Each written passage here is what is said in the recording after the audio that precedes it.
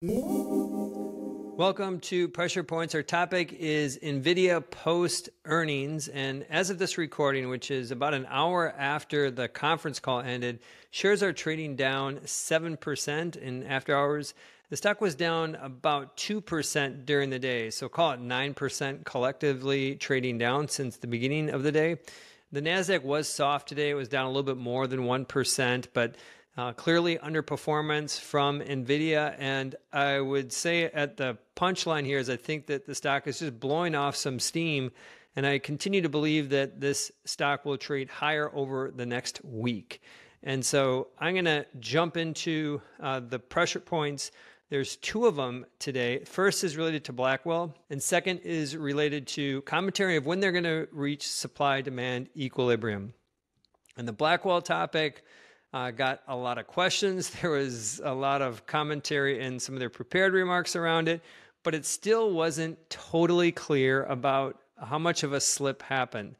They made some changes to the chemistry, and so there was something that happened there, and they talk about the ramp being later this year when it was before kind of back half of the year. And so my sense is that this slipped about 2 to 3 months. And so again, they weren't like explicit. We had a 2-month delay. They never talked about delays. They just talked about the product's in a great place. It's tested out well. They're getting ready to ramp it, and there's a ton of demand for it.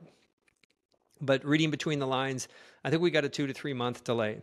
That is important because it shines some context into how to think about guidance.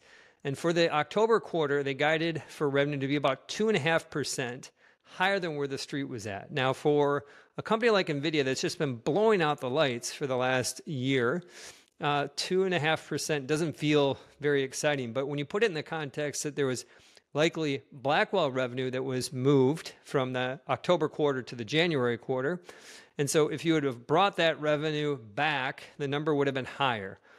It potentially would have been 10% kind of higher of a raise versus if Blackwell would have been on time. So that's important context. The 2.5% would have been better, I think materially better, if not for the timing of what's going on with Blackwell. The second piece, the second pressure point is related to timing of when we reach supply-demand equilibrium. And on the call, the message was that we're going to do it sometime next year. And that's kind of similar to Jensen's comments 3 months ago when he said into next year. Well into next year was his comments. The word well was not used this time. But that's getting to a point of splitting hairs. The bottom line is that they're going to continue to remain supply-demand out of balance until sometime next year. My guess is it's middle of next year.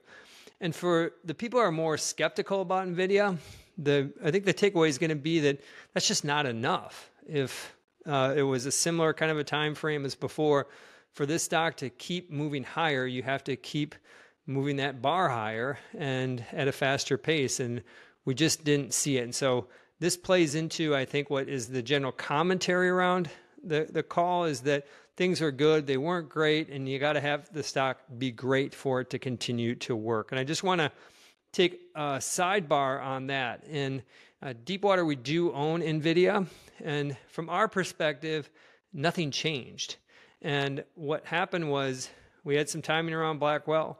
We continued to see their products being needed, continue to believe in the world shifting from CPU to GPUs and Nvidia's competitive position. And most importantly, I think beyond kind of those details, that the debate should include a question of to what degree do you believe AI is going to be transformative? If you're in the camp that this is going to be as transformative of the internet, there is probably not a good reason to own Nvidia at this point. I think that you can build a case that, yes, they will grow, they'll continue to do well, but we're not going to continue to see numbers go higher for longer. If you're in the camp, this is the camp that I'm in, that it will be more transformative than the internet, then you can see a case where this growth can continue well into 2026. And the street numbers for 2026 are for 16% growth. I don't think those numbers are going to change much after tonight, but ultimately I think that that number can be closer to 25% growth. And so kind of thinking forward over the next 8 quarters, I still think that this company will continue to exceed estimates and continue to be one of the fundamental companies that are building a transformation that is bigger than the internet. So that's the wrap for Pressure Points. Bye for now.